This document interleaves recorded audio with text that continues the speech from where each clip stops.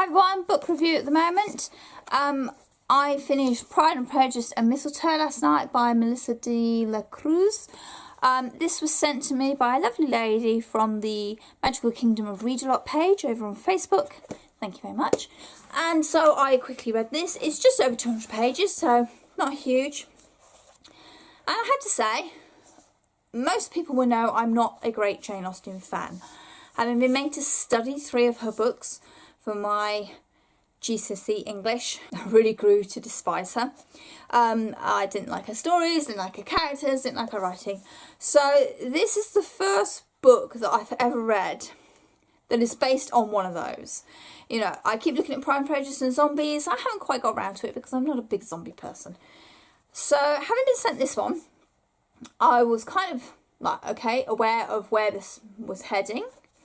I knew roughly the setup and the plot of the story, but it was nice to read something that was brought up today, that had been twisted slightly, and kind of had a cosy feel to it. You knew things were going to work out okay by the end of it. I mean, it's a Christmas story, for crying out loud. Most Christmas stories I've come across recently, particularly like historically ones or even contemporary ones, they have a happy ever after because it's Christmas. I don't think writers like doing a depressing Christmas, to be honest.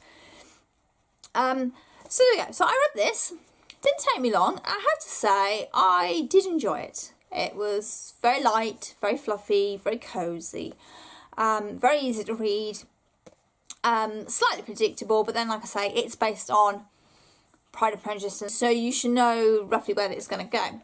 Darcy is our female lead in this. So not Mr. Darcy, Miss Darcy. She's rich, comes from a good background, good family, you know, all the classic tick box things. But she's made her own wealth, she's made her own way in her life, and she hasn't needed to rely upon her family and their inheritance or anything. She's done it by herself. But she comes home to Pemberley because her mum has a heart attack, and of course she drops everything, and it's been like 8 years since she was last at home. The last time she was at home, her father stopped talking to her because she wouldn't marry the man that they picked out for her, and so things are a bit of a mess when she does finally come home. And this is following on from the consequences of previous actions, of history, from her school days, and just sorting out what she wants from life and what she wants from romance and love. And I quite liked that. That was quite nice that she wasn't made to feel like she had to have love and romance in her life. For her personally, everybody else might have been saying that, but for her personally, she didn't feel that need. But there were also times where I thought, oh, for crying out loud, you know, you either want the romance or you don't, or you want something in your life or you don't. Darcy is a bit flitty for my liking.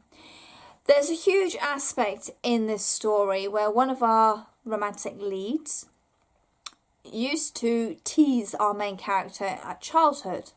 And it comes to light that he only did this because he liked her and he didn't know how to talk to her. I hate that as a plot device. Having been on the receiving end of a little sod who wouldn't leave me alone, who made my life pretty miserable every day at school for several years, and then had the gall to claim, oh, it's because I like you. No, I do not find that endearing. It's not an acceptable plot device for a romantic lead. No, I would never, ever accept a guy who treated me like that at school. I don't care how sorry they were. No. So that's for me very, very personal. But to reinforce this whole, oh, boys only are horrible to girls because they don't know how to talk to them because they like them. No, we should not be reinforcing that. If you like a girl, talk to them, for crying out loud. You don't treat them terribly because you don't know how to deal with your feelings. No. So I didn't like that aspect of the plot. Apart from that, I liked the friendship between Darcy and Bingley. I thought that was really, really nice. And to see Bingley being paired up quite early on in the book, I have to say, was really sweet. And then the way that through misunderstanding and not communicating, things can be taken completely in the wrong direction and you end up stumbling over yourself to explain what you're doing. So I did like a lot of those aspects. What seems to be typical with a lot of Christmas romances, bearing in mind I've read a few of them now, quite recently, is there is this miscommunication. People don't talk to each other, and that seems to be the way to drive the plot. Do we do this in real life? I'm not aware that I've ever done that with my husband. You know, we talk about everything. Does that make us not normal? Do people not talk when they're in relationships? When there are problems? Do people not, you know, communicate with the people that they're supposed to be loving and trusting and wanting to be with and committing with? Do we keep secrets from each other in the real world? Because I have never encountered that, but then me and my husband are not like that. We talk about everything. So for me, I find it a bit hard to believe that people won't talk to significant others about big issues, not like tiny little things. But I must be in a minority there, because it does seem to be a lot of these romancy books have those, you know, well, I didn't know how to talk to you about that. Or, no, that's not what I meant. It's like, just talk to each other, for crying out loud. It might be why I don't get romances. I don't know.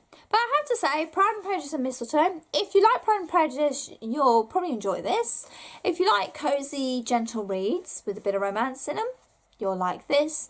If you like just a bit of fun, I think would be how I would describe this, then you can't go wrong with this. Like I say, it's just over 200 pages, so it's quite easy to read. It's quite a quick read as well. And it's fairly straightforward as well. You're not having to do any highbrow taxing thinking. So I'm really glad this was put in my direction. Thank you very much. It's not something I would have probably picked up myself. I might have come across it in the library if it had been on the shelf and gone, oh, okay, give it a go. But otherwise, I would have probably passed this by. So I'm glad that someone pushed this in my direction and said, try this. Because it was nice, it was cozy, and I enjoyed it. As always, my social media links are down below. Please let me know what you thought of Pride and Prejudice and Mistletoe. Either via Twitter, Goodreads, or Instagram. No, feel free. And as always, thank you very much for watching, and happy reading. Bye.